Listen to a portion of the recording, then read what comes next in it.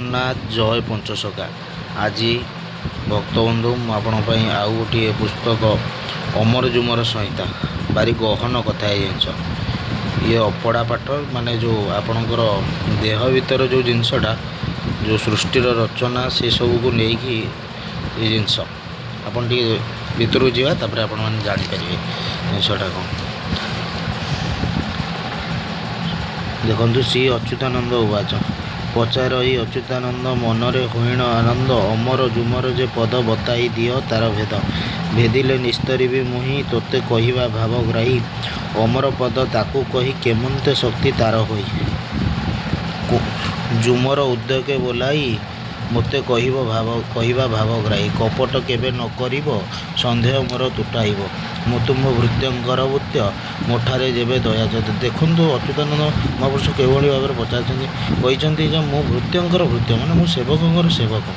ମାନେ ନିଜକୁ ଛୋଟ, ମନଟାକୁ ଯେତେ ସରୁଆ କରିବ ସେତେ ସହଜରେ ସେ ରାସ୍ତାକୁ ତୁମେ ଯାଇପାରିବ, ନହେଲେ ପାରିବ ନାହିଁ। ଅମର ଅର୍ଥ କ'ଣ, ଜୁମର ଅର୍ଥ କ'ଣ? ଯେତେବେଳେ ମହାପୁରୁଷ ଅଚ୍ୟୁତାନନ୍ଦ ପଚାରିଛନ୍ତି, ସେତେବେଳେ ନିରାକାର କ'ଣ କହିଛନ୍ତି ଆସନ୍ତୁ ଦେଖିବା। ବୋଲନ୍ତି ଆପେ ନିରାକାର ଶୁଣ ଅଚ୍ୟୁତ ମହାବୀର, ମୋ ପାଦ ପଦ୍ମ ଥାଅ ଛୁଇଁ କାହାକୁ ନ କହିବୁ ତୁଇ। କହିଛନ୍ତି ମୋ ପାଦ ପଦ୍ମ ତୁ ଛୁଇଁତା କାହାକୁ କହିବୁନି, କାରଣ ମୂର୍ଖକୁ କହିଲେ ପରିହାସ କରିବେ।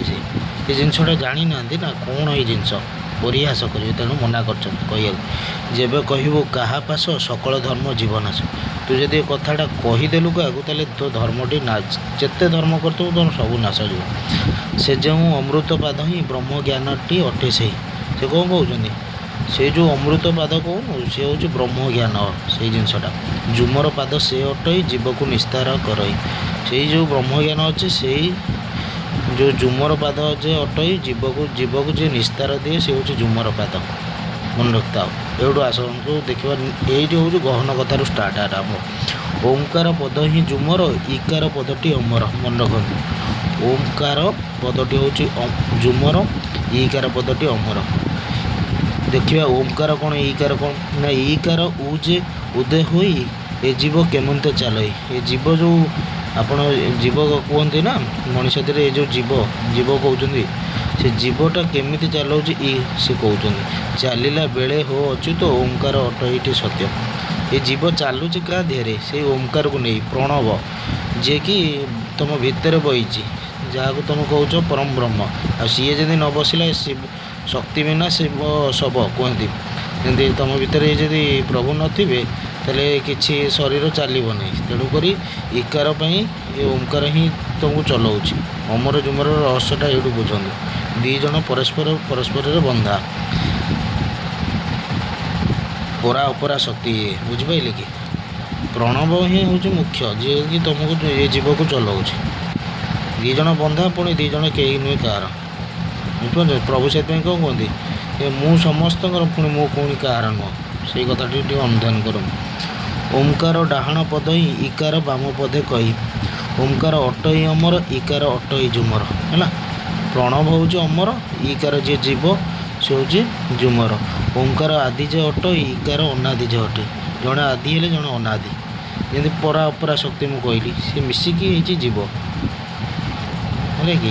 ଓଁକାର ଆଦି ଯେ ଅଟଇ, ଇକାର ପରମଟି କହି। ଅଣସୂତ୍ରରେ ତାର ଘର ଅଚ୍ୟୁତ ଏହା ଲୟ କର। ଅଣସୂତ୍ର, ଯେଉଁଠି ସୂତ୍ର ତୁମର କାମ ଦେବନି। କାହିଁ କହିଛି, ବିଜ୍ଞାନ ସେଇଠି କାମ ଦିଏ ଯେଉଁ ଜାଗାରେ ଗୋଟେ ଜିନିଷ ଥାଏ, ତାକୁ ନେଇ ଏକ୍ସପେରିମେଣ୍ଟ କରାଯାଏ। ଇଏ ହେଉଛି ଅଣସୂତ୍ର।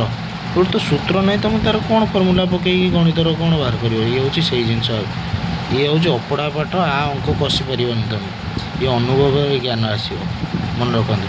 ଓଁକାର ଅଟଇଟି ଶୂନ୍ୟ, ଇକାର ଅଟଇ ପବନ। ଶୂନ୍ୟ ପବନ ରୂପ ନାହିଁ, ଡାକିଲେ ପବନ ବହେ। କ'ଣ କହୁଛି, ଓଁକାର ଅଟଇଟି ଶୂନ୍ୟ, ଇକାର ଅଟଇ ପବନ। ଓଁକାରରେ କିଛି ନାହିଁ, ଶୂନ୍ୟ ପୁରା ମହାଶୂନ୍ୟ। ଇକାରରେ ପବନ ଅଛି, ଯେଉଁଟାକି ଶକ୍ତି। ବୁଝିପାରୁଛ? ଶୂନ୍ୟ ପବନ ରୂପ ନାହିଁ, ଦୁଇ ଜଣଙ୍କର ରୂପ ନାହିଁ। ଏଇ ହେଉଛନ୍ତି ଅମର ଜୁମର। ବୁଝିପାରିଲେ?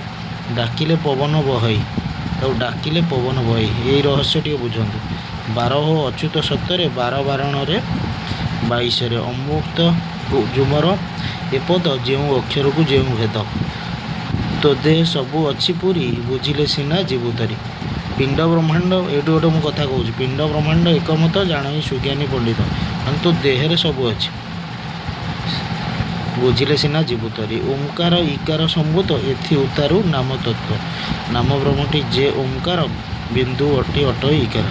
ନାମ ବ୍ରହ୍ମଟି ହେଉଛି ଓଁକାର, ସେ ବିନ୍ଦୁ ଯିଏ ରହିଲେ ସିଏ ହେଉଛନ୍ତି ଇକାର। ଇଏ ହେଉଛି ଜୀବ ପରମର କଥା। ଆପଣ ଟିକେ ବୁଝନ୍ତୁ। ମୁଁ ଆପଣଙ୍କୁ ଶୂନ୍ୟ ସଂହିତାରେ ବି ଏ କଥା ଟିକେ କହିଥିଲି ରହସ୍ୟ। ଅମରଜୀବରେ ତା ଭେଦ ଟିକେ ଟିକେ ଅଧିକ ଯାଉଛି। ଆପଣ ଦେଖନ୍ତୁ ଆଉ ଅନୁଭବରେ ବୁଝନ୍ତୁ। ଦେହ ଗୋଟିଏ ବୁଝାଇବା, ଦେହ ଗୋଟିରେ ବୁଝାଇବା ତମନୁ ସନ୍ଦେହ ଫେଡ଼ିବା, କହନ୍ତି ନିରାକାର ଦେଶ ଦ୍ୱିତୀୟ ଅଧା ହେଲା ଶେଷ। ସେ କ'ଣ କହୁଛନ୍ତି ବର୍ତ୍ତମାନ, ଯେ ତୋତେ ଦେହ ଭିତରେ ମୁଁ ଏ ଜିନିଷଟିକୁ ବୁଝେଇବି, ତାହେଲେ ତୁ ଆହୁରି ଟିକେ ଭଲସେ ବୁଝିବ। ଦେଖନ୍ତୁ କ'ଣ କେମିତି ନିରାକାର ବୁଝାଉଛନ୍ତି।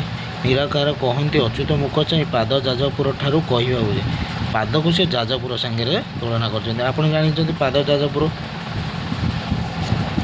ଆଉ ଆମର ଶିର ଯେଉଁଟାକୁ ସେଇଟା କହୁଛନ୍ତି ଆମର ଯେଉଁଟା ନୀଳାଚଳ କ୍ଷେତ୍ର ପୁରୀ।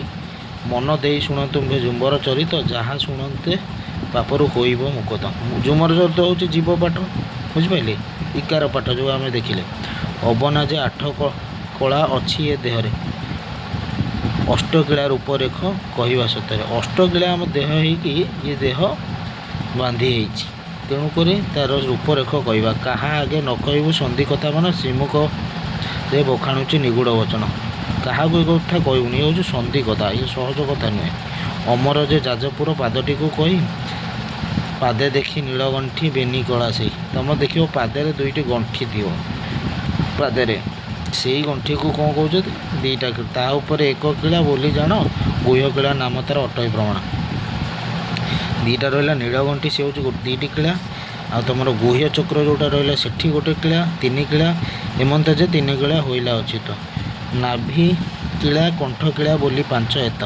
ଆଉ ଦୁଇ କିଳା ହେଲା କ'ଣ, ନାଭିରେ ଗୋଟେ କିଳା, କଣ୍ଠରେ ଗୋଟେ କିଳା। ପାଞ୍ଚ କିଳା ଉପରେ ସେ ତ୍ରିଭୁଜ ହିଁ ଅଛି। ଲଲାଟର ଉପରକୁ ଦେଖ ଦୁଇ କିଳା ଅଛି। ଲଲାଟ ଯେଉଁ ତୁମର ଯେଉଁ କପାଳ କହୁଛ, ତା ଉପରକୁ ଦୁଇଟା କିଳା ଅଛି। କିଳା ମଧ୍ୟ ବୃନ୍ଦାବନ ଦେଖ ହନନ, ସେ କିଳାର ମଝି ବାଟଟା ହେଉଛି ବୃନ୍ଦାବନ। ନାସିକା ପୁଣି ଅଚ୍ୟୁତ ତେ ଦେହରେ ଜାଣ। ତୁମ ଯେଉଁ ନାକ ପୁଡ଼ିଆ ଦେଖୁନ, ସେଇ ହେଉଛି ସେ ବୃନ୍ଦାବନ, ଯେଉଁ ପଟେ ତୁମର ପବନ ପଶୁଛି। ନାସିକା ଦେହରେ ତୋର ବ୍ରହ୍ମକିଳା ଅଛି, ଏମନ୍ତ ଯେ ଅଷ୍ଟକିଳା କହିଦେଲି ବାଛି। ନାସିକା ଦେହରେ ତୋର ବ୍ରହ୍ମକିଳାଟି ଅଛି, ଯେଉଁଟାକି ଶେଷ କିଳା, ଅଷ୍ଟମ କିଳା।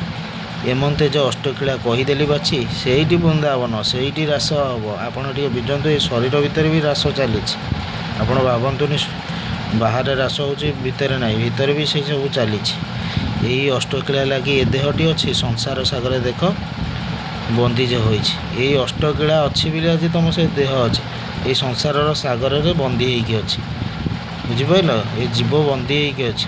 ଏ ଜୀବକୁ ମୁକ୍ତି ଦେବାର ଅଛି। ଯଦି ଭଗବାନଙ୍କୁ ଆଶ୍ରିତ ହୁଅ, ଆପଣ ଅନୁଭବରେ ପାଇବେ, ତର୍କରେ କିଛି ପାଇବେନି, ବୁଝିପାରିଲେ।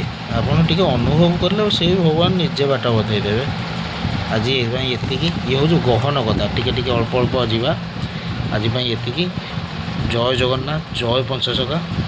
ଆଗାମୀ ଅଧ୍ୟାୟରେ ଆହୁରି କିଛି କିଛି ନୂତନ ଜିନିଷ ମୁଁ ଆପଣଙ୍କୁ ଏପିସୋଡ଼ ମାନଙ୍କରେ ଦେଖେଇବି। ଆପଣମାନେ କନେକ୍ଟ ହେଇ ରୁହନ୍ତୁ, ଆଉ ନିଜର ମତାମତ ଦିଅନ୍ତୁ। ଆପଣ ବି ଯଦି କିଛି ଭଲ ଜିନିଷ ଜାଣିଥିବେ କହିବେ, ମୁଁ ବି ଆହୁରି ଶୁଣିକି ସେ ଜିନିଷ ଶିଖିବି। ମୁଁ ବି ବେଶୀ ବୟସ ନୁହଁ, ଛୋଟ ପିଲାଟିଏ, ଯେତିକି ମୁଁ ପାରୁଛି ମୋର ଆପଣମାନଙ୍କ ପାଇଁ ଏ ଜିନିଷ ସବୁ ଆଣୁଛି। ମାଳିକାର ଯେଉଁ ଗୂଢ଼ ତତ୍ତ୍ୱ, ମାଳିକା କୌଣସି ଭୟ ପାଇଁ ନୁହେଁ, ମାଳିକା ହେଉଛି ସବୁ ଶିଖିବା ପାଇଁ, ତୁମ ଜାଣିବା ପାଇଁ, ତୁମ ଜିନିଷରେ କ'ଣ ଅଛି, ତୁମ ଭିତରେ କ'ଣ ଅଛି, ତୁମେ କିଏ।